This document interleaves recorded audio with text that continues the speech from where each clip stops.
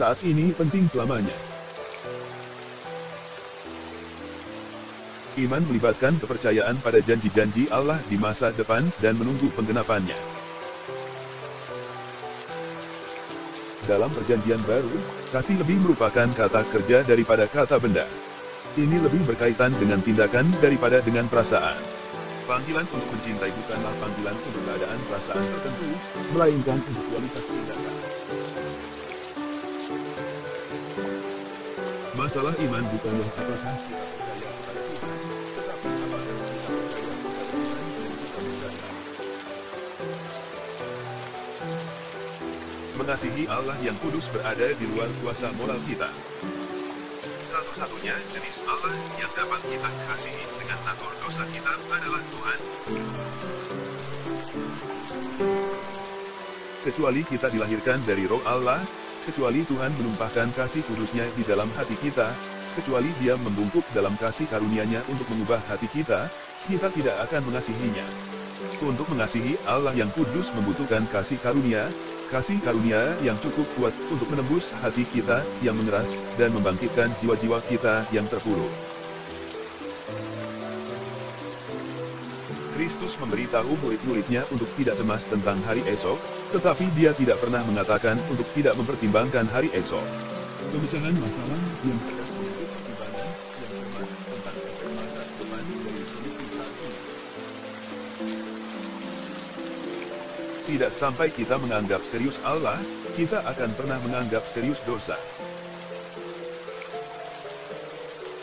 Kita dipanggil untuk hidup coram Deo, didefinisikan sebagai, di hadapan hadirat Allah, di bawah otoritas Allah dan bagi kemuliaan Allah. Iman yang benar pasti akan memanifestasikan dirinya dalam pelaksanaan perbuatan-perbuatan ketaatan. Pelaksanaan perbuatan-perbuatan adalah hasil dari iman dan buah pembenaran. Gagasan sola scriptura adalah bahwa hanya ada satu sumber tertulis dari wahyu ilahi, yang tidak pernah dapat ditempatkan pada status paralel dengan pernyataan pengakuan, keyakinan, atau tradisi gereja. Alkitab saja memiliki wewenang untuk mengikat hati nurani justru karena hanya kitab suci yang merupakan pewahyuan tertulis dari Tuhan yang Maha Kuasa. Hal pertama yang harus dipahami tentang kemarahan adalah bahwa itu tidak selalu merupakan hal yang buruk.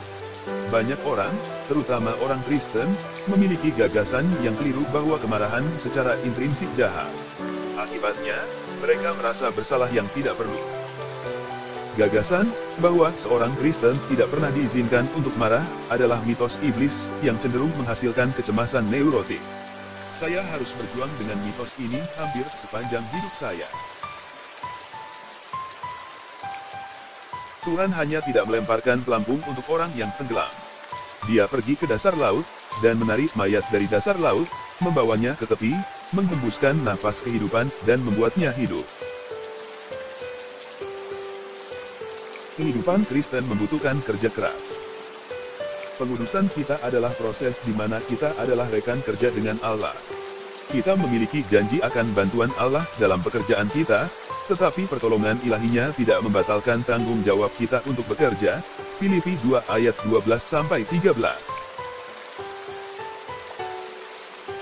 Tanpa Tuhan manusia tidak memiliki titik referensi untuk mendefinisikan dirinya sendiri. Kita telah mengganti kasih Allah tanpa syarat, dengan imputasi kebenaran Kristus. Jika Allah mengasihi kita semua tanpa syarat, siapa yang membutuhkan kebenaran Kristus? Mungkin tugas yang paling sulit untuk kita lakukan adalah bersandar pada kasih karunia Allah, dan kasih karunia Allah saja untuk keselamatan kita. Sulit bagi kesombongan kita untuk beristirahat di atas kasih karunia. Kasih karunia adalah untuk orang lain untuk pengemis. Kita tidak ingin hidup dengan sistem kesejahteraan surgawi. Kita ingin mendapatkan jalan kita sendiri dan menebus dosa-dosa kita sendiri. Kita suka berpikir bahwa kita akan masuk surga karena kita pantas berada di sana. Jika ada satu molekul maverick di seluruh alam semesta, maka Tuhan tidak berdaulat. Dan jika Tuhan tidak berdaulat, Dia bukanlah Tuhan. Kemarahan itu sendiri tidak berdosa, tapi itu. Masalah pengendalian diri adalah pertanyaan tentang bagaimana kita menghadapi kemarahan. Kekerasan, amukan, kepahitan, kebencian, permusuhan, dan bahkan yang suka menyendiri dalam keheningan adalah semua tanggapan berdosa terhadap kemarahan. Jika Tuhan mampu membuat segala sesuatu yang terjadi pada kita bekerja sama untuk kebaikan kita, maka pada akhirnya segala sesuatu yang terjadi pada kita adalah baik.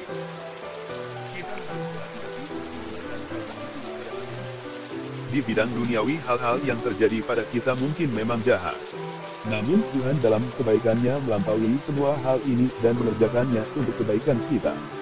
Bagi orang Kristen, pada akhirnya, tidak ada tragedi. Kehidupan Yesus adalah badai kontroversi. Para rasul, seperti para nabi sebelum mereka, hampir tidak bisa pergi sehari tanpa kontroversi. Paul mengatakan bahwa dia berdebat setiap hari di pasar. Menghindari kontroversi berarti menghindari Kristus. Kita dapat memiliki kedamaian, tetapi itu kedamaian bagi datang dan duniawi di mana kebenaran dibunuh di jalan-jalan.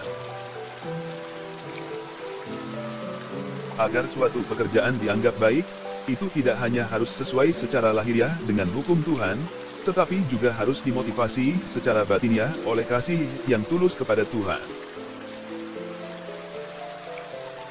Tanpa Tuhan manusia tidak memiliki titik referensi untuk mendefinisikan dirinya sendiri. Filsafat abad ke-20 memanifestasikan kekacauan manusia yang berusaha memahami dirinya sebagai makhluk yang bermartabat, sementara tidak memiliki titik referensi untuk martabat itu. Di sini kemudian, adalah masalah sebenarnya dari kelalaian kita. Kita gagal dalam tugas kita untuk mempelajari firman Tuhan bukan karena sulit untuk dipahami, bukan karena itu membosankan dan membosankan, tetapi karena itu adalah pekerjaan. Masalah kita bukanlah kurangnya kecerdasan atau kurangnya gairah. Masalah kita adalah kita malas. Agar jiwa seseorang bergejolak dengan hasrat akan Tuhan yang hidup, pikiran orang itu harus terlebih dahulu diinformasikan tentang karakter dan kehendak Tuhan. Tidak ada apapun di dalam hati yang tidak menjadi yang pertama di dalam pikiran. Meskipun mungkin untuk memiliki teologi di kepala tanpa menusuk jiwa, itu tidak dapat menembus jiwa tanpa terlebih dahulu ditangkap oleh pikiran.